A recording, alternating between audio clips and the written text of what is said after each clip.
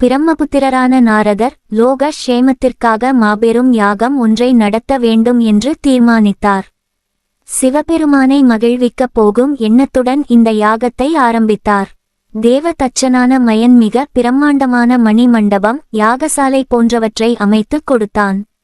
ஆயிரக்கணக்கான முனிவர்கள் கூடியிருந்து நடத்த போகும் இந்த யாகம் மேருமலையில் மும்மூர்த்திகளின் பேரருளோடு ஆரம்பமானது. வேள்விப்புகை விண்ணும் மண்ணும் பொங்கி எழுந்தது. லட்சக்கணக்கான வேத விற்பன்னர்கள் மந்திர உச்சாடனம் செய்து கொண்டிருந்தார்கள். குடம் குடமாக நெய் ஹோமத்தில் ஆகுதி செய்யப்பட்டது. நாரதர் ஹோம குண்டத்தின் அருகே அமர்ந்த சடங்குகளை சீராக நடத்தி கொண்டிருந்தார். அது சமயம் ஹோமகுண்டத்தில் இருந்து அதிபயங்கரமான சப்தம் கேட்டது. அந்த சப்தத்தில் சப்த சாகரங்களும் குமுறியது. ஹோம குண்டத்திலிருந்து கொடூரமான ஆட்டுக்கடா ஒன்று வெளிவந்தது. வளைந்த கொம்புகளோடும் கனல் தெறிக்கும் கண்களோடும் கொழுத்த சரீரத்தோடும் திமிரோடும் ஹோமகுண்டத்தில் நின்றும் வெளிவந்த ஆட்டுக்கடா போட்ட அலறல் சத்தத்தில் ஆடிப்போன தேவாதி தேவர்கள் முனிவர்கள் ஆட்டுக்கடாவின் தோற்றத்தைக் கண்டு கதி கலங்கினர். அதன் உக்கிரமான கண்களும் வளைந்து காணப்பட்ட கொம்புகளும் மண்டபத்தை தும்சம் பண்ணியது. மலையையொத்த பிரம்மாண்டமான தூண்கள் சரிந்தன. பயத்தால் ஓட்டிய அஷ்டதிக்கு கஜங்களை துரத்திச் சென்று பிடித்து அதன் தலைகளை மண்ணில் உருளச் செய்தது. அஞ்சி நடுங்கினர் அருந்தவசியர். திக்கு முக்காடினர் தேவாதி தேவர்கள். தப்பித்தோம் பிழைத்தோம் என்று தலை தெறிக்க ஓடினர் தர்மத்தை பரிபாலிக்க வந்த வேத விற்பன்னர்கள். வேள்வியை ஆரம்பித்த நாரதர் நிலை குலைந்து போனார். எதனால் இந்த துர்ப்பாக்கியம் ஏற்பட்டது என்று புரியாமல் தவித்தார். ஒருவேளை மந்திரங்களை உச்சாடனம் செய்யும் முறை தவறி ஓதப்பட்டதோ என்று சிந்தித்தார். ஆட்டுக்கடா நாகலோகத்தை நிர்மூலமாக்கியது. விண்வெளியில் பரவி கிடக்கும் மேகங்களை சண்ட மாருதம் போல் கலைத்து சின்னாபின்னமாக்கியது. ரதத்தில் சஞ்சாரம் செய்து வரும் சூரிய சந்திரர்கள் ஆட்டுக்கடாவின் தாக்குதலுக்கு அஞ்சி திசை மாறிச் சென்றனர். தேவாதி தேவர்கள் மகர்லோக அதிபர்கள் சனகர் சனந்தனர் போன்ற யோகீஸ்வரர்கள் ஆட்டுக்கடாவின் தாக்குதலால் யாகத்தை நடத்த முடியாமல் தவித்தனர். எங்கும் இரத்த வெள்ளம், புழுதி மண்டலம், மக்கள் ஓலம், ஜீவராசிகள் அலறல். ஆட்டுக்கடாவை எதிர்த்து போரிட்ட வீரர்கள் இரத்த வெள்ளத்தில் மிதந்தனர். எஞ்சியவர்கள் சரணம் என்று கத்திக்கொண்ட கைலைமலைக்கு ஓடினர். கைலைமலை சிகரத்தில் இந்திரனால் அமைக்கப்பட்ட சுந்தபுரியில் கந்தபெருமான் லட்சம் வீரர்கள், நவவீரர்கள், சிவகணத்தவர்கள் முதலியோருடன் திருவிளையாடல் புரிந்து கொண்டிருப்பதைக் கண்டனர். அவ்வளவுதான். தாயைக் கண்ட கன்று போல் கந்தனைக் கண்டு தேவாதி தேவர்கள் முனிவர்கள் சரவணபவா சரணம், ஆறுமுகா அபயம், கார்த்திகேயா காப்பாற்று, ஷண்முகா எங்கள் முகம் பாராய், காத்தருளுவாய் கந்தா. யாகத்தில் நின்றும் வெளிப்பட்ட ஆட்டுக்கடா அண்ட சராசரங்களையும் கண்டபடி நாசம் செய்து அட்டகாசம் புரிகின்றதனை ஐயன் அறியாததா? ஆட்டை அடக்கி எங்கள் யாகம் சிறக்க பேரருள் புரிவீர் என்று அவன் தாளை தலையால் வணங்கினர். செந்தில் குமரனின் திருமுகத்தை தரிசித்த புண்ணியத்தால் அனைவரும் பயம் விலகி அமைதி கொண்டனர். ஆனந்த கண்ணீர் சொரிந்தனர்.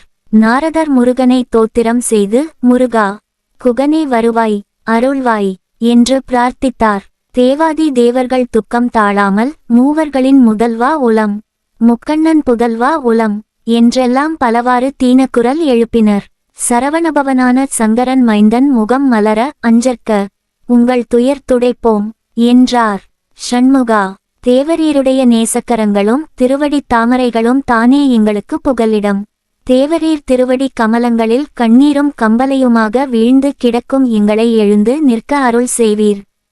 கருணையே வடிவான கந்தன் கொவ்வை செவ்வாயில் குமின் சிரிப்பு மலர செந்தாமரை முகம் மலர அனைவரையும் திருக்கண் மலர்ந்து அருள்மழை பொழிந்தார். தமது அருகே மேருமலை போல் நின்று கொண்டிருந்த வீரவாகு தேவரை பார்த்தார். வீரவாகு தேவா, அகிலத்தை அழித்து வரும் ஆட்டுக்கடாவை அடக்கி இழுத்து வருவாய் என்று ஆணையிட்டார். வீரவாகுதேவர் கடல் போல் ஆர்ப்பரித்து புறப்பட்டார். கூடியிருந்தோர் வீரவாகுதேவர் வாழ்க என்று கோஷித்தனர். வீரவாகு தேவர் வீறு கொண்டு புறப்பட்டார். இந்த சமயத்தில் ஆட்டுக்கடாவானது மண்ணுலக தாரை மண்டியிடச் செய்து 7 உலகத்திலுள்ளோரை உருக்குலையச் செய்து தேவலோகத்தினரை துன்புறுத்தி பிரம்மதேவனின் சத்திய லோகத்திற்குள் நுழைந்து கொண்டிருந்தது. ஆட்டுக்கடா வீரவாகு தேவரை பார்த்ததும் அவர் மீது புயலெனச் சீறி பாய்ந்தது. வீரவாகுதேவர் ஆட்டுக்கடா அஞ்சி நடுங்கி ஒடுங்கும் வண்ணம் வீரகர்ஜனை புரிந்தார். கண் இமைக்கும் நேரத்தில் அதன் மீது பாய்ந்தார். ஆட்டுக்கடாவின் கூரிய கொம்பினை பற்றினார், வளைத்து முறுக்கினார். அதனை அடக்கி இழுத்து வந்து ஆறுமுக பெருமானின் திருமுன் நிறுத்தினார்.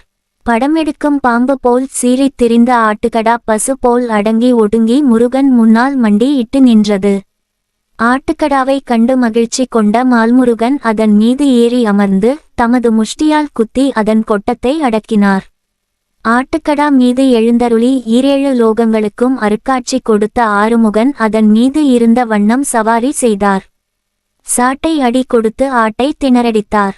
மென்மையான குழந்தை முருகன் அந்த கடாவிற்கு மலை போல் கனத்தது. உடல் வியர்த்தது. வாய் நின்றும் நுரை கக்கியது.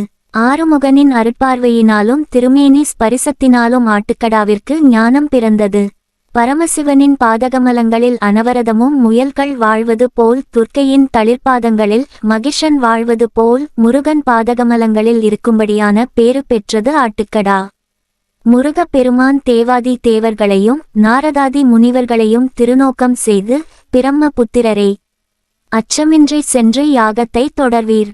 நீங்கள் தொடங்க போகும் யாகம் சிறக்கட்டும். உங்கள் யாகத்தால் ஆட்டுக்கடாவை எனக்கு ஒரு வாகனமாக தந்தீர். எனக்கு வாகனம் அளித்த உங்களுக்கு இந்த ஒரு யாகம் பூர்த்தி பண்ணுவதால் 100 யாகம் நடத்திய பலன் கிட்டும். எமது அடியார்கள் என்னிடம் கடுகத்தனை பக்தி செலுத்தினாலும் யாம் மலையத்தன பலனை கொடுத்து அருள் புரிவோம். நாரதரும் தேவர்களும் முனிவர்களும் வேத விற்பன்னர்களும் புடை சூழ முருகன் அருளோடு யாகத்தை தொடர்ந்து நடத்தினர்.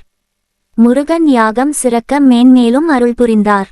திருமுருகன் திருவருளால் 7 லோகங்களும் வியக்கும் வண்ணம் நாரதர் துவங்கிய வேள்வி சிறக்க தவசியர் வேத விற்பன்னர் தேவாதி தேவர்கள் முன்போல் யாக சாலையில் கூடினர். திருமுருகனின் அருட்பார்வையால் சரிந்த இடங்களும் சேதமடைந்த மாட மாளிகைகளும் கூட கோபுரங்களும் ஒரு நிலைக்கு வந்தன. ஆட்டுக்கடாவால் மாண்டவர் மீண்டனர். அஷ்டதிக்கு கஜங்கள் முன்போல் நிமிர்ந்து நின்றன. எங்கும் அமைதி நிலவியது. முறைப்படி யாகம் ஆரம்பமானது. அரைகுறையாக நின்று போன யாகம் பூர்த்தியானது. எங்கும் பூமழை பொழிந்தது. பூமண்டலம் சுபிக்ஷமடைந்தது. யாகம் பூர்த்தியான சந்தோஷத்துடன் அவரவர்கள் தத்தம் இருப்பிடத்துக்கு திரும்பிக் கொண்டிருந்தனர். பிரம்மபுத்திரர் நாரதரை கலகம் செய்வதில் வல்லவர் என்று சொல்லுவர். கலகக்கார நாரதர் என்று பெயரெடுத்தவர். ஆனால் சிறப்பான இந்த யாகத்தை மும்மூர்த்திகளும் வியக்கும் வண்ணம் நடத்தி காட்டி யாகம் நடத்துவதிலும் வல்லவர் என்று மூவுலகத்தாராலும் புகழ்ந்து போற்றப்படும் படியான பெருமை பெற்றார். நாரதர் கலகம் நன்மையில் முடியும் என்பர். அதுபோல் நாரதர் யாகம் நன்மையில் முடிந்தது. முருகனுக்கு ஆட்டுக்கடாவை வாகனமாக அளித்த பெருமையும் நாரதரைச் சார்ந்தது. முருகப் பெருமான் ஆட்டுக்கடா வாகனர் என்று திருநாமம் பெற்றார்.